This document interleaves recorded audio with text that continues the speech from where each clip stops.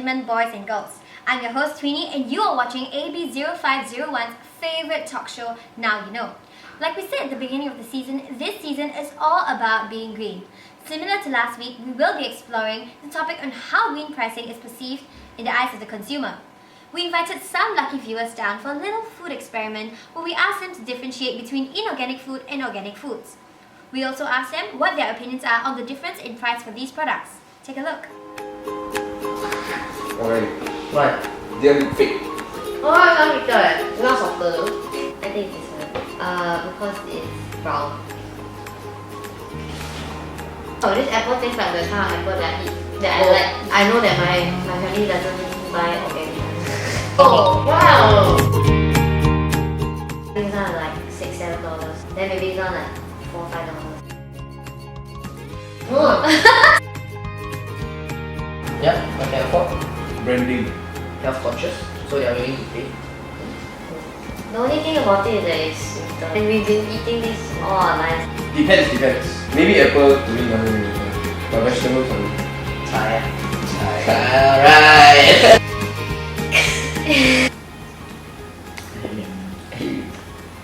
This one's very easy. First one. This one. First, Again, it's more natural, the taste and the smell. this one more unnatural. No. Got more taste. That's why unnatural. You finish off. Inorganic? $2-3. $3-4. Inorganic is maybe $2-3. Organic should be 6-7. 50% more. Okay. Yes. Because it tastes good. No ah, so No, I don't like milk. Not for milk. Usually you just buy the brand that you're familiar with. I think if I were to buy it and then I drink it, I don't think I'll taste much difference. Why you want to open it? Why? This looks like a normal gourd everybody eat. And I don't think my grandma will buy organic gourd. organic is for lazy people, rich lazy people. Makes sense. Makes sense, right? So they will go process it for you. How do you eat? To eat this. Blend. Blend. This one. Yeah. Let's process. Oh yeah. 33% more expensive. $2 to $60. Correct. He said 2. So 4 lah.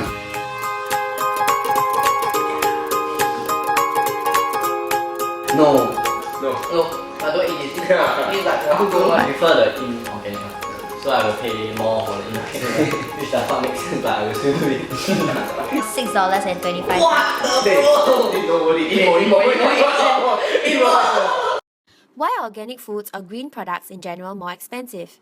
A lot of it has to do with a concept called economies of scale, which refers to the monetary advantage a company acquires within a large industry or with a large consumer base or both. Basically, mass producing the product on a greater scale is cheaper than producing it on a small scale. However, eco-friendly products aren't overwhelmingly popular yet. As such, they don't have a large consumer base. So eco-friendly companies cannot reap the benefit of economies of scale. Their products have to be more expensive because they can't justify making as many.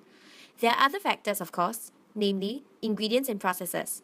A lot of environmentally sustainable ingredients and manufacturing processes are more expensive than non-sustainable ingredients and techniques. Due to these factors, naturally the cost of producing green products will be more expensive. Marketers put a premium on green products to 1. Cover these higher costs of production, and 2. Use the premium to quantify the higher perceived value of green products and how they address sustainability issues. So as with food, we also see these green price premium charged on electric appliances. And we have with us today 3 experts. We have Glenn, a representative from NEA, Veronica, NTU professor, and of course Clement from LG Corporation. So experts, we see that different consumers have different opinions about what they are willing to pay for a price premium. So what is the difference between a green consumer and a non-green consumer? Green consumers are someone who is mindful of environment-related issues and obligations and is supportive of environmental causes to the extent of switching from one product to another, even if it entails higher costs. We have 2 special guests with us, Big Box with our dear host Winnie, and they represent our everyday consumer. So throughout their search, we will invite our experts to comment on their purchasing decisions as well as any relevant topics that will arise. So are we ready?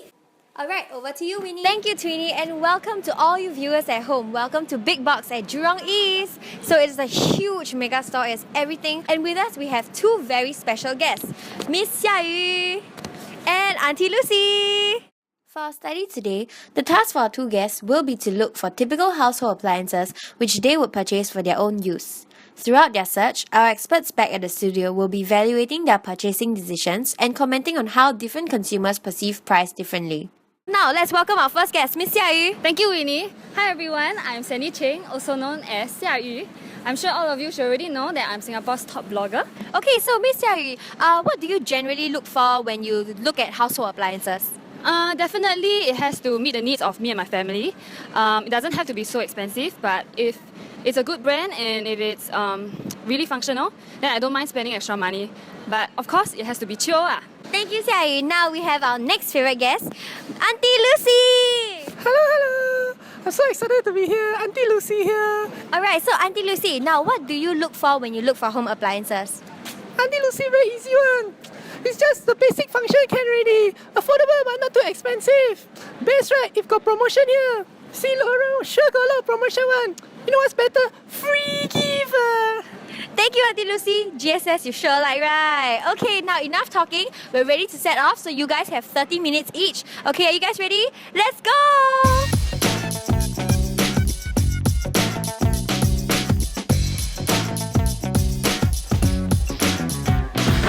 Okay, I think after looking at all the fridges, 4-door fridges appeal to me the most.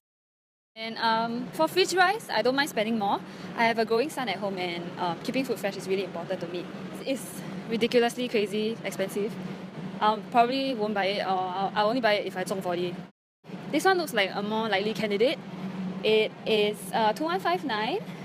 It has good energy efficiency rating. At this moment, we can see that Xia Yu is a green consumer in how she evaluates the green performance attributes. This brings in a point on how consumers perceive the value of green goods as compared to conventional goods.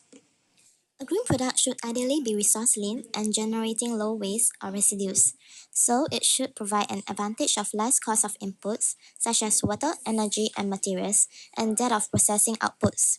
Again, a green product, if truly green, must cost less, if accounted in a life cycle perspective. Life cycle costs include the price, purchase cost, consumption cost, and post-consumption costs. The problem is that the total life cycle costs and benefits are not generally computed and demonstrated to convince the consumer. Price is often the driver for the decision, and high prices tend to drive buyers away. A survey conducted by Retail Me Not revealed that 32% of consumers would most likely be prompted to buy a green product if it were guaranteed to save them money over time, and 28% would be more likely to make the purchase if it were on sale. Hence, we can see that although purchasing eco-friendly products may benefit the environment, consumers are more concerned about the question, what's in it for me? Yes, agreed. And adding on to Miss Veronica's point on cost savings, actually, the green ticks you see on appliances is to communicate such benefits to consumers. The ticks on the green label shows how energy efficient the product is. The more ticks, the more energy efficient the model is. According to statistics, a 1-tick model usually costs you $70 more than a 3-tick model. This is shown in a comparison that Xia Yu did between a 1-tick and a 3-tick model, which generates about annual cost saving of difference of $60. I will save a lot of money in the long run. So I'll definitely choose this one. Wow, 779 only. Not bad, not bad. Aiyo, 709. Wow, but then between these two, this one's $70 cheaper. But every year I only save $6 if I buy this one. I think maybe not worth it. I think Auntie Lucy will choose this one. $70 cheaper. Very good. But what about comments about Lucy's purchasing decisions? Auntie Lucy makes decisions without weighing the opportunity cost that she might incur. And furthermore, she made decisions on incomplete information by being more concerned about immediate losses than future gains. And if she were to take into consideration the cost savings, then in the long run, the 3-tick refrigerator would actually be a better option. Now we are at the washing machine section. So you take a look around me. There's so many washing machines to choose from. Few things that I take note of. Amount of load of the washing machine, because my family consists of me, my husband, my son and my mom. So we wash our laundry 3 times a week, and I think 7 kg is right for me. Take a look at this washing machine here. These are all 7 kgs. This brand is called Brand. I think it should be China brand. Anyway, look at this price. It's $7.99. It's on sale. The usual price is $999. It looks decent, but not really very chill, not like me. Anyway, if you take a look at this water efficiency thingy, the rest of the washing machines here are all 3 ticks, so let's not waste our time on this one, okay? This is Samsung, which is a very well-known brand, and I love this brand. This water efficiency, it's excellent, and it saves so much water compared to the previous one. So this also equates to more savings for me and my family, which is awesome. $649. Its original price is $1,299. It's definitely more expensive than the original price of that washing machine. Okay, and it's like almost half price. I'll definitely buy this lah. Okay. Hi, I'm looking at washing machine down here. This one not bad, 469 only. You know, my family only wash once a week only, so I need a bigger one. This one okay, 8.5. I think not bad, can fit me. What's this? Wow, it says excellent. Must be not bad. Wow, this one even better. 399. Very good. Okay lah, this one also can wash, right? It says 9 kg eh. Can get 9 kg also very good. Wow, excellent also. I think don't need to say lah. This one good. This one. When we talk about price sensitivity, we will usually relate it to PED concept, price elasticity of demand. Whether consumers are sensitive to price depends mainly on the type of product purchased, availability of the product substitutes, proportion of their income in acquiring the product, and their perceived value of the product. Ms. Veronica, maybe you can shed some light on how consumers perceive the value of products? To many consumers, they perceive the value of the products by taking their total benefits over their total cost, which is the product price.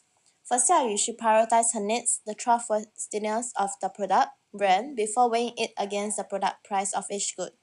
According to the statistic, 75% of the survey respondents agreed that it is important for products to offer good value.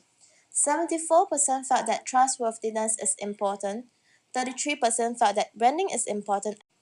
However, 64% of the respondents felt that the price of such green products are too high. For Auntie Lucy, she merely evaluates the value of the product by its price and the maximization of her needs. Alright, it's been 30 minutes, so thank you for coming back. I hope you guys enjoyed your shopping experience. Thank you so much for coming and participating in this experiment. We'll let the panelists back at the studio evaluate what the participants have gone through and what they have to say. So back to you, Twinnie. Thank you, Winnie. Wow, some very interesting things that we've learned today. So now before we end off today's episode, experts, what are your final thoughts? Do you know that according to the Nielsen Survey 2014, there has been an increase in the number of people willing to pay extra for products and services provided by companies committed to positive social and environmental impacts? Now you know that consumers are becoming more environment friendly in their daily lives. Currently, there are companies who have set prices of their green products comparable and some even lower to conventional products. For example, Procter & Gamble and Unilever, in association with Walmart, changed liquid detergents to concentrated formulas to reduce consumption of water, plastic, and cardboard. Thus, storage and transportation become more efficient and overall costs are reduced. Hence, companies should innovate in ways that will save costs for both themselves as well as their consumers. We can also educate consumers like Auntie Lucy to let her know that this cost saving in the long run can outweigh its current costs. However, it's up to the consumers to judge whether the products are worth for the additional premium that they pay for, because every consumer perceives the value of the products differently, and it also determined by whether their needs are met as well.